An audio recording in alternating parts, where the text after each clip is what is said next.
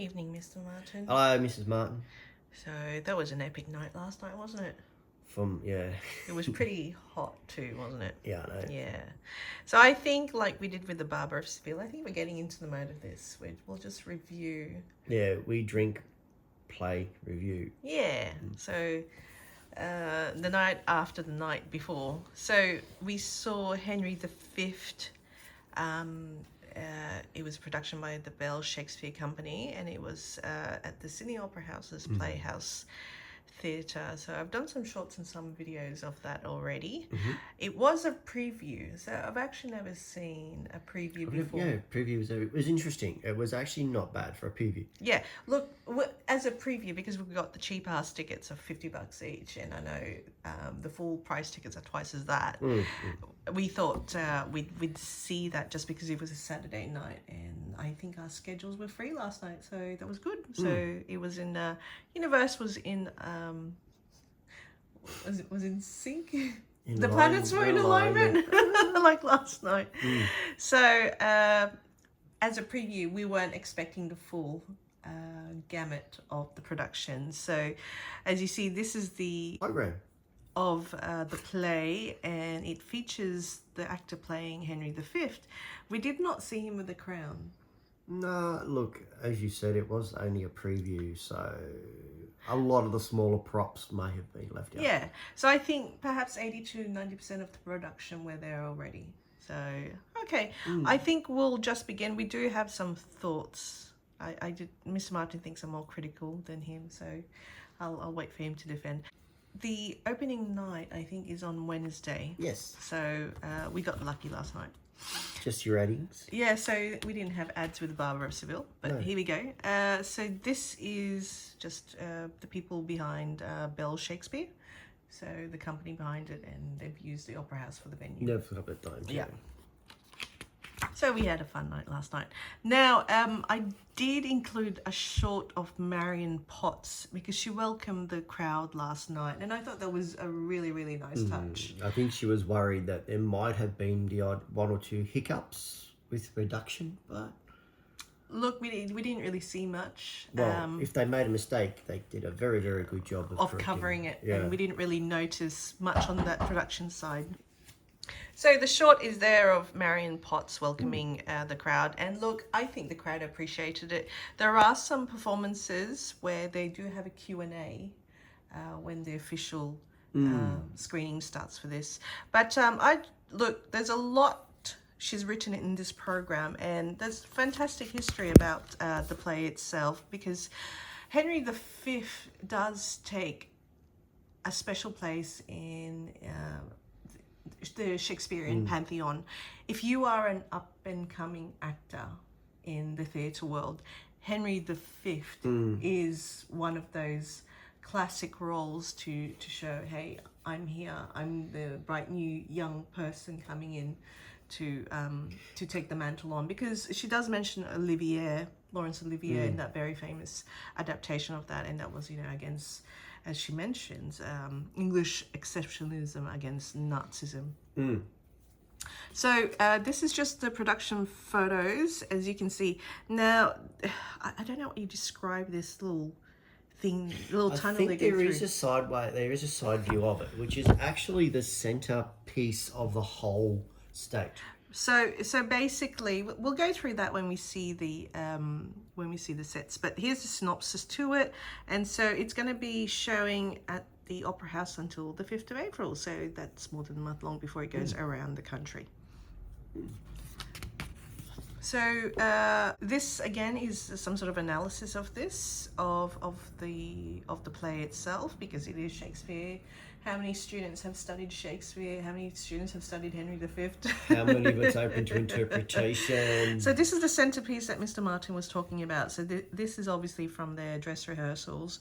I wasn't convinced by that boxing thing there, and I thought they could have done without it. But that as a prop was helpful for the other. The end of the day, if you actually do get to see the play, it is probably the most used thing on that stage.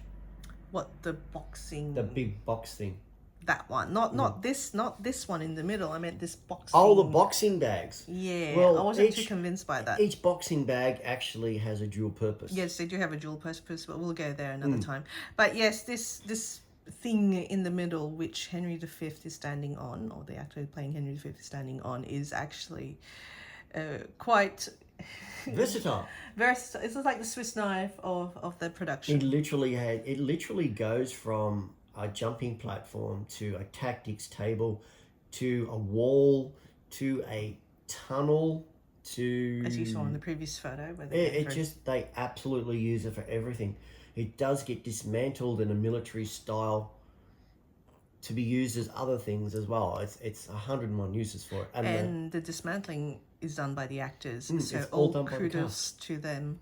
Yep. They actually do a lot of the on-stage dismantling while they're actually doing it. Yeah. Which is quite cool. So these were the costumes. I wasn't really a fan of the costumes. The first scene, the way their clothes were. Mr. Martin disagreed with me. I thought they look like as if they're in a prison or something, but Mr. Martin reckons it's a military training camp, so you're not going to walk around in your best red jackets and buttons and things like that. You're looking at getting your sleeves rolled up and rolling in the dirt. Well, look, I mean, for me, with some interpretations of Shakespeare, we heard from friends of ours that they watched a recent version of Antony and Cleopatra where they had 30 characters reduced to 3 actors. So you don't know who they were. There is some helpful surtitles on top which says who this person is or who that person is, but that was very brief. And look, really, if you've never read Shakespeare, if you've never read Henry V, it's really, really useful to have those descriptions. For me, I reckon it's more along the lines of it helps. A lot of plays are written where they flow into each other, and with reduced numbers, if you actually they actually had like number 3 soldier, ID number blah blah blah, and then there was a spiel given by that person. It kind of led into, instead of having act 1 scene 1, act 2 scene 3, etc., this kind of gave it more of a link. So there was less of that formality that you say this is act 1 scene 2, etc. So in terms of the costumes, you can see there's some subtle differences with the footwear. And really, that was kind of distracting for me. As opposed to really the 2 main female characters, Alice and Catherine, the Princess of France, who marries Henry V in the end.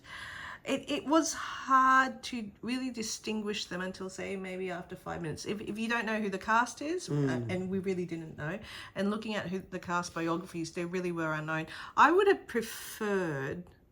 but this is my own opinion, that they had block colours to represent who were the English and who were the French. So simple red versus block blue versus But then blue. again, if you start looking at the traders and things like that, how do you give them colours? Sure. You would have a distinct colour though, whether it's all red shoes for the English or all blue shoes for but the don't French. forget, this was at the time where nobility had decent clothing. Yeah, but if you have a look at this production, it's supposed to be set now. Like, you look at the trainers that they have, it's supposed to be set now. Apart from Catherine and Alice, which gives like trad wife vibes. I mean, you look at all the clothing that they have, it's supposed to be set now. I mean, they're probably going to fight a guerrilla war somewhere in the, in the communes of Paris or the slums of London or what have you. So I wasn't totally convinced by the costumes. I thought it could have been more distinct, but yeah, well, that'll come from an afterthought. Yeah, and as mentioned, these actors did double up, and this is where that was a double-edged sword for me. But there were good points and bad points to that. The costume changes probably took a bit more difficulty there, but they did something very well, which I'll mention in the next pages, which I thought made that play more authentic. So I think we'll just go quickly through the creative team. So it was nice to see Marion Potts, the director of it. So any fears that she had that this play for the preview if there was something that would go wrong. I thought there could have been. No, You know? it actually moves quite smoothly. There were things I was concerned about, and I think I mentioned it. They had tennis balls at the beginning, and then they had the floor drenched in the rain, and I was actually thinking in the blood. Well, supposedly the blood. They used red powdered dust. Because that was for the final battle in which Yeah. the English and the French fought. And differently. But for me, it was like, that's a trip hazard. How are they going to... I hope they don't trip over the I tennis think balls. that's what the runners and trainers were for.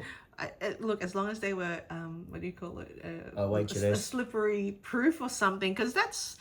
The tennis balls, I thought, there were too many of them. They could have... Because it was only used once. And they remain there For the whole play. because there is no intermission. So I think it was just under 2 hours for us. So if you're going to see the play, there are no breaks. So just do prepare yourself for it. But it was really distracting for me. I thought, those tennis balls, are they going to be using them again? Are they going to be using them as catapults? Are they going to be used in the battle or something? But no, they were just tennis balls. And I thought, well, do you really need those tennis balls? Yeah, but don't forget, put it back into the context of what the tennis balls were. Sure.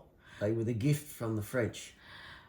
Well, and then the joke started about we will serve you, etc., etc. yeah. So they could have done it, but there was no pauses, and they could not clear that you stage. couldn't really do it. So the set and costume design, as I said, it was very minimalist, and I've seen the Australian culture, theatre culture, and I suppose this reflects the budget constraints that they have. Is very minimalist. I think it was actually designed that way, to be quite honest.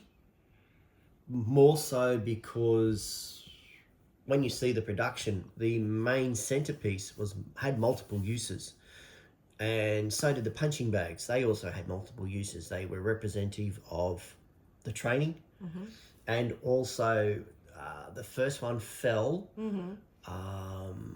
when the messages were going between the French and the English, and the last one, well, you might as well do a spoiler alert, was actually meant to represent a rogue English soldier that had just robbed the church, and Henry had him executed to show that they weren't there to break the virtues of soldiering and all that sort of stuff. They were there honourably, unlike the French. It was also used as some sort of prop, as some sort of couch. So the French king used it as some sort of during the lounge. lead up to the final battle, and they were talking about horse armor and things like that, and that was kind of like that, lounging around pre-battle. We're going to beat the English because we're French. So look, I'd like some more colour in the theatre. But it is a grungy play. I know, but I've seen other productions, and I think, a bit of colour would be nice. One of the more iconic stage plays I've seen was done by the Sydney Theatre Company under Kate Blanchett. So this is some years ago by now, and this was their War of the Roses production, and they basically had gold leaf just, raining down from the ceiling. And look, it is stark, this one, but look, the venue's nice. It's intimate enough that you could see a lot. But in terms of this set and the stages, I wouldn't mind a bit of colour and let's move away from the minimalism. I reckon it actually worked well, because you're looking at carting a whole ton of soldiers across the water, dumping them in France. Their whole thing is, I'm going to die for what? So they're not going to be, hey, let's skip down the road in bright yellow pants. I mean, well, in those days, like if this was done in those days, that you'd have the standards, the lions rampart, the fleur-de-lis for the French. So they had more colour in the battlefields of yore. That is pretty if you're fighting a really nice battle in which Hollywood's gotten hold of. But let's look at real war. At the end of the day, you're rolling around in mud, you're covered in crap. You really aren't going to be wearing your... Yes, the English wore the red and the French wore the blue, and they had the little funny tombstone hats. They also had crowns to depict who was the king. And they also worked out too that if you had polished buttons and all that sort of thing, I think the French at one stage there I think it was the First World War, become targets because they were so easily seen. Bright buttons and white pants kind of never really worked, so... All right, so this is where Miss Martin and I again disagree on, Yes. on it, but that's all right. So let's move on to the compose and the sound design. It's very important to have that background noise, especially in a very stark stage. So I didn't mind that at all. I thought the sound, I think apart just from one piece moment, which was really loud. yeah, I think it went well. Look, it adds to the atmosphere. The interesting thing was, though, when they actually had I think it was halfway through the play where the English were marching through France, they actually had one of the actors doing the marching. Yeah, and that reverberated. And one of the other actors was also doing when they were doing the running scenes and stuff through the battles. One of the other actors was also doing the heavy breathing. Yeah. So they didn't rely a lot on computer generated sound. No, they used the natural one, and there was one, the actress who played Catherine. She was also, she was doing the heavy breathing, pretending, the soldier, the adrenaline that comes, and then obviously when to the end where this soldier has died, and the release. And I think lighting design, no problems with the lighting. I thought the lighting went well last night. There were no problems from my perspective on that. It bounced around well. Actually shot onto different characters as required during the one of the scenes where they actually had the Frenchman actually bargaining for his life with the English soldier. Oh, the two spotlights there. Yeah. The two spotlights fell on the right characters while the other characters were getting I thought they should have been together and not have been apart in that particular scene. I know it was a dialogue. It was supposed to be a dialogue. He was begging for his life. They should have been together in that scene. And there was, and the other thing I wanted to mention, just realizing it now, is being a preview, they could have turned more to the audience. I mean, especially with some of the dialogue where they were speaking side to side, and the audience is here. I could see it more being I could disagree in regards to that. I might be looking at it being a scatter of battle. You're not going to have everybody in nice little boxes. You're going to have half the English over top of the French, half the French over the English.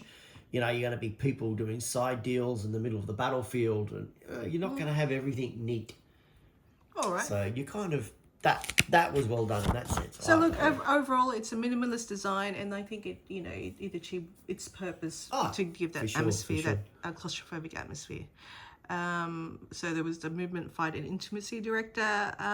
There was one moment, speaking of the intimacy director, which does highlight the fact that medieval women, especially if you're from a royal family, you're basically a pawn and you have no choice on whom you marry. And there was that uncomfortable moment, I think, there for Catherine where, Henry gives her a kiss and she just turns away, but she has no choice. At the end of the day, she's the chattel of her father, and now she's the chattel of her husband. Movement and fight.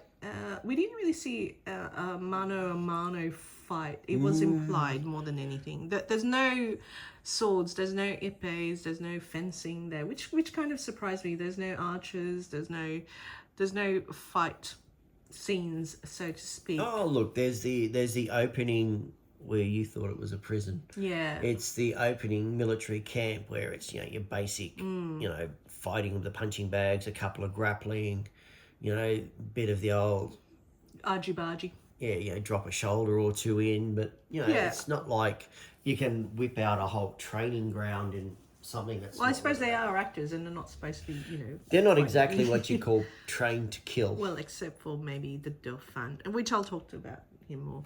And finally, voice director. Look, this is, I suppose, where I should probably talk. One of the impressive things for me for that production was half of the cast or half of the actors actually spoke French. And we tend to forget, well, this is supposed to be, most of the scenes are taking place in France, especially from the middle onwards, and it comes naturally they should be speaking French. And so this was the big advantage for me watching that play, is they actually had a lot of the dialogue in French because they were in France. The Dauphin is speaking to the king is speaking to his son, speaking to his daughter. They should be, they should be speaking French, and they did speak French. And so this is where I'm gonna say, look, all credit to those actors who were speaking French, and it was, well, I suppose their translation of Shakespeare's English into French, and it really impressed me that, hey, they aren't, reading some of the biographies, I'm not sure some of them are native French speakers, but this rather impressed me that they could go from English to French quite easily. And Or that French does, to English, as Catherine tried to learn English. and that does point out to the caliber of the actors or the acting field that we have in this country. And the forethought to actually have that, because Yeah. they still also had the subtitles on a screen Yeah. above. So Yeah, for people like yeah. me who went, you know, The subtitles show up, but I think they must have had a technical difficulty towards the end where some of the English translation of the French subtitles. I think at that particular point in the thing, the actual person controlling the computer actually became a combatant. Right. So I don't think she was able to actually run the computer because she was dead. Or something like that. In the actual play, I'm pretty sure she was one of the dead French. Oh dear. Oh, speaking of the dead French, that is something notable with this, because when you think about the Battle of Agincourt, and I was discussing this with Minister Martin last night, you know, the Battle of Agincourt, they saw, well, Henry V is here, he's got a depleted force. Why don't we just go for it and just turn up on the day? And so it was a devastating loss for the French nobility, for the French aristocracy, because it almost seems like, hey, on a whim, we'll turn up. And as a result, that rank of nobility and aristocracy were wiped out.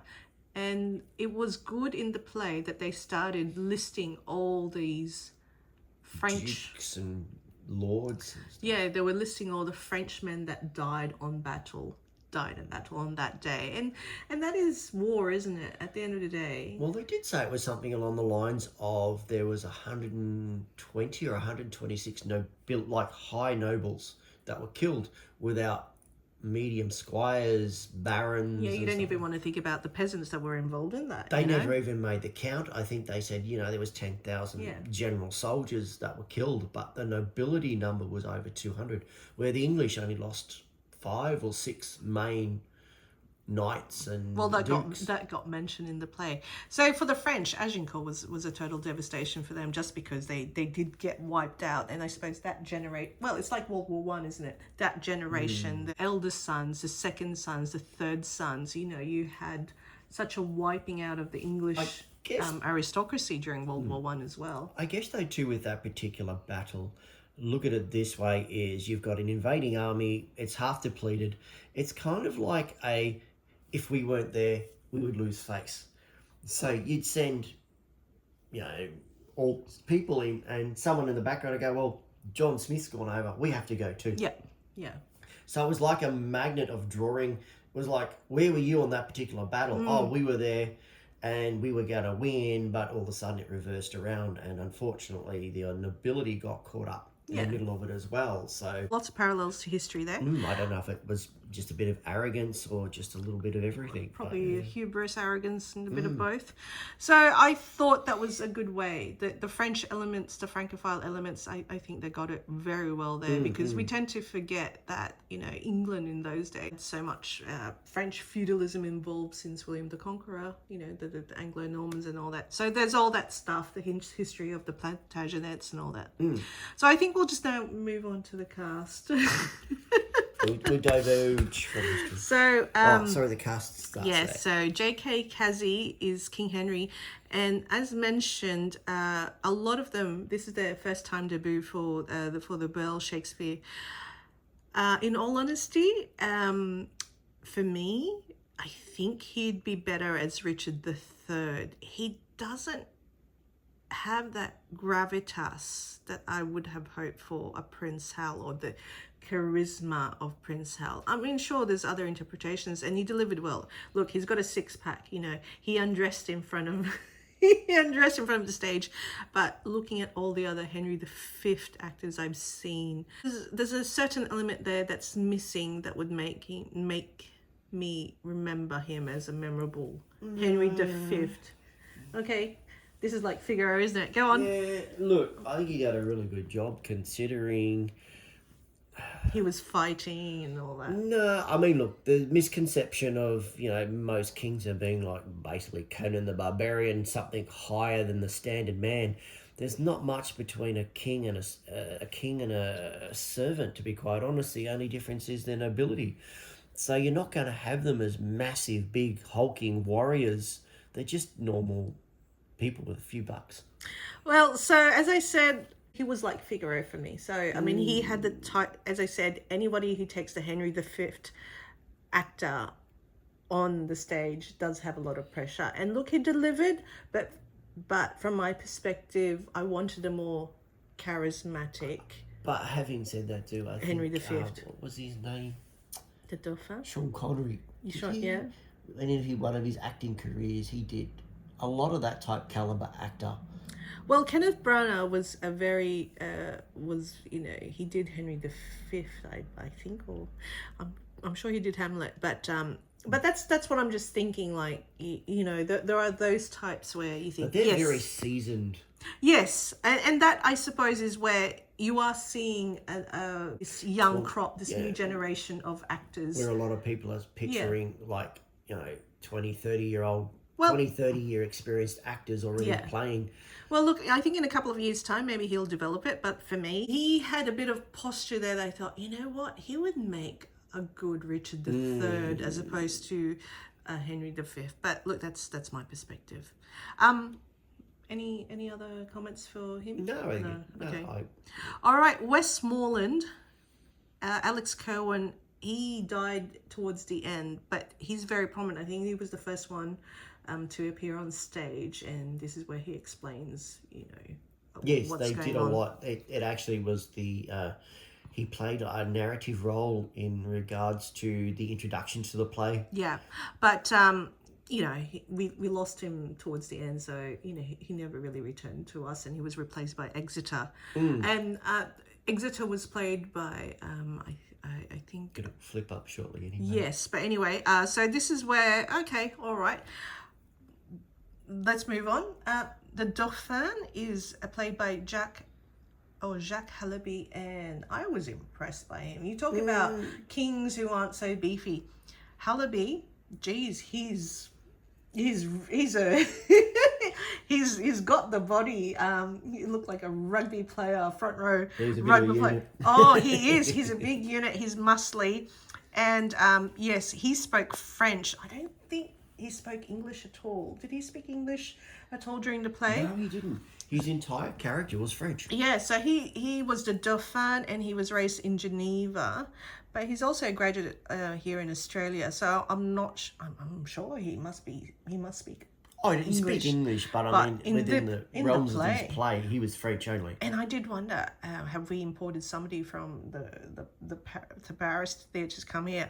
So look, for those of you who are learning French or who are bilingual, this play is for you. I really got caught in his character, and I liked his body.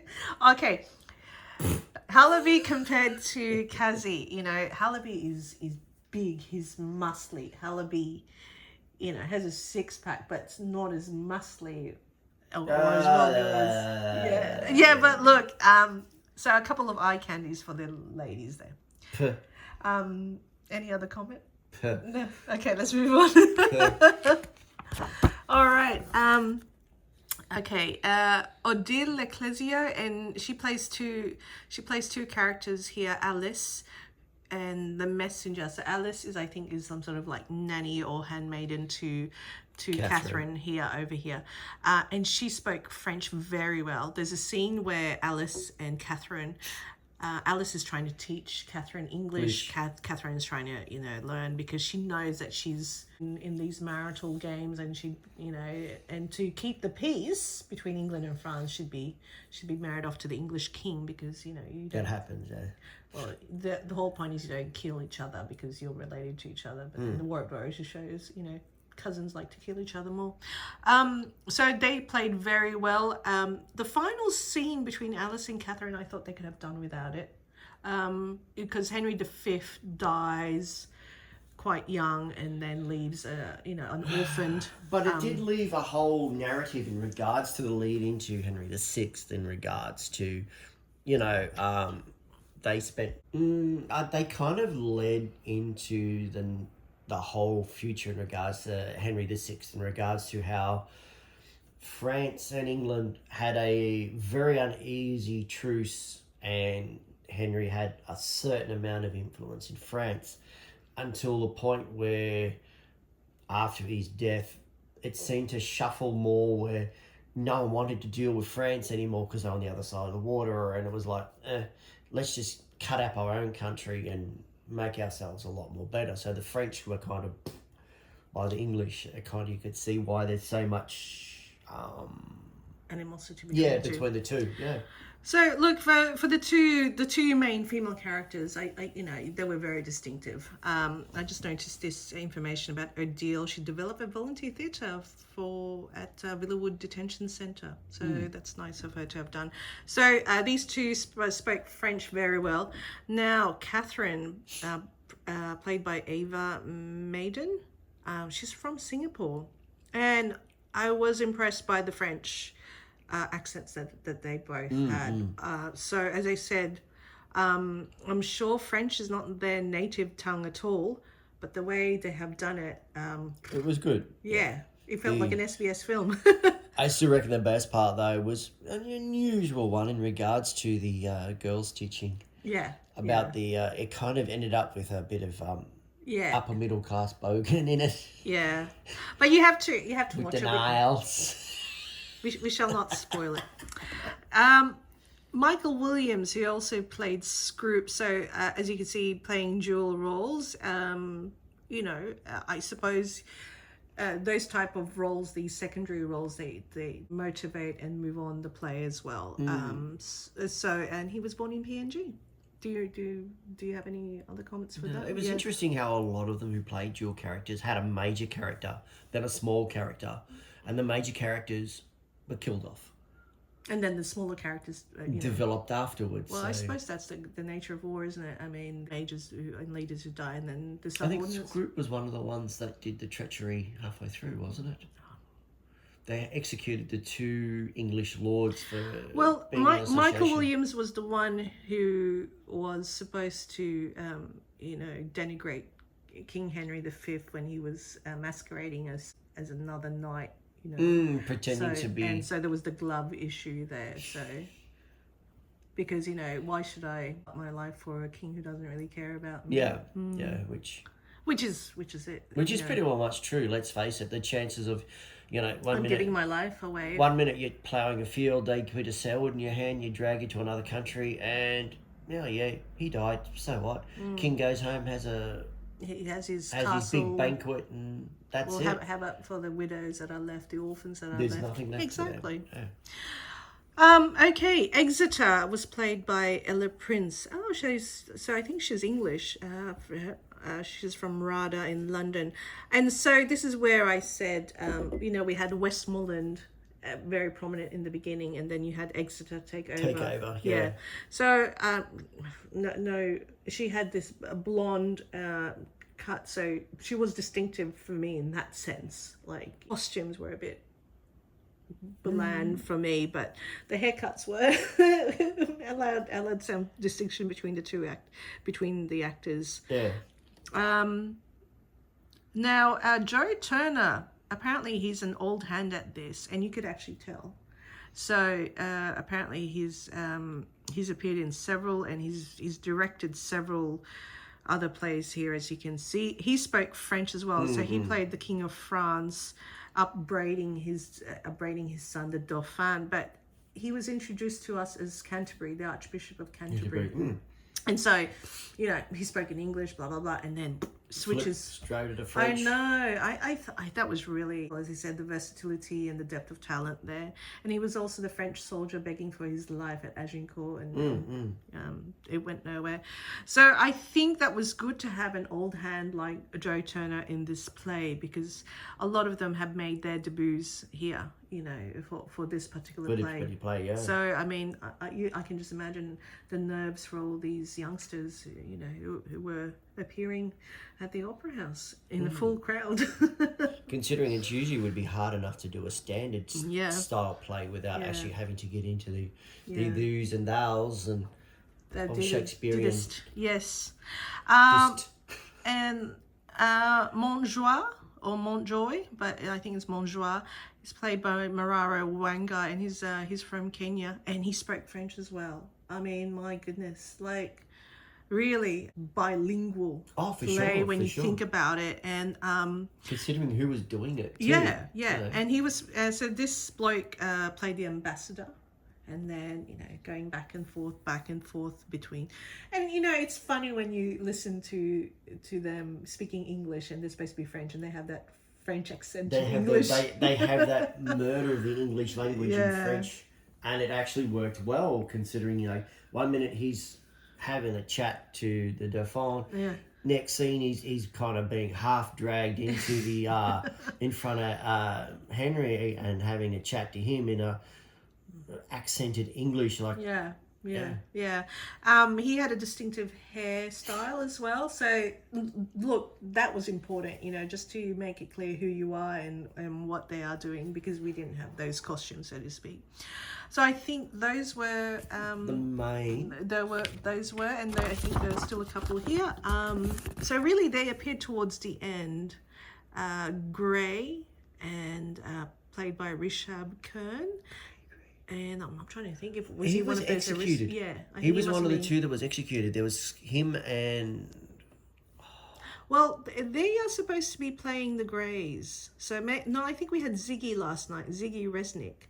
So Rishab Kern and Ziggy Resnick are supposed to play the same characters, but I think we had Ziggy because of her hair. Her hair was distinctive, so she appeared to us more towards the end as well, and she was the one, I think, who was the English soldier who had the fate of the French nobleman, whether to execute him or not. Yeah. Yeah. Would have been, yeah. As you can see, the cast is Oh, pretty tight. They did a pretty good job. It is a pretty tight. Acting in this country is so difficult. They do this out of the love of the theatre. They run in on the smell of an oily rag. So you could see, as I said, look, I wish the costumes and the sets were better, but I'm sure they are restrained by the budget. I reckon it worked well. Okay. But that's just me. All right. I think that's about it. So a couple more ads, which also helps with the production, and these are all the donors, and anything else, and the partners, and these are more Off shots. yeah. So we had so this person in the on the laptop. I don't think she appeared, but she does appear as whether she's typing the information subtitles. Actually, she seemed to be. She's on the side. She's there, but she's not there. If that makes sense, she sort of brings up the. That's why I thought they were in a prison. Maybe she come up number one. Tension. So and so comes out, then he does his dialogue, and then it leads in, and she just sort of vanishes for a little bit. But she's like taking notes on the side as well, so it's interesting. So these three, as you see, it is it's pretty physical. Was the actual first invasion where they had the actors jumping over this big steel crate thing, which was interesting because they had the French on one side and English on the other, and they were like jumping over a wall, but they would get halfway across it and they'd stop. So you're looking at actually stopping in mid-jump. So that was actually quite impressive because it was like a freeze frame. And that was... There was also that heap of bodies towards the end. Yeah, and also, and where they created that aisle, so that was distinctive as well. I think it was supposed to be for a wedding. Which was the whole... the whole dead French massacre. Yeah. Oh, there's any more? There's stuff in the board. No. And I think that's really about it. So More ads. Which is good for them, and I think that's it. So geez, we've talked a lot. It's nearly more than much of the play. I wonder who will listen to us rant on. See the pay. Yeah, so Henry V by Bell Shakespeare, showing at Sydney Opera House. We saw the preview and I thought it was pretty good. Yeah, I enjoyed it. It was actually quite good. So if you see it, I hope you enjoyed as much as we did. Yeah. Bye for now. Bye.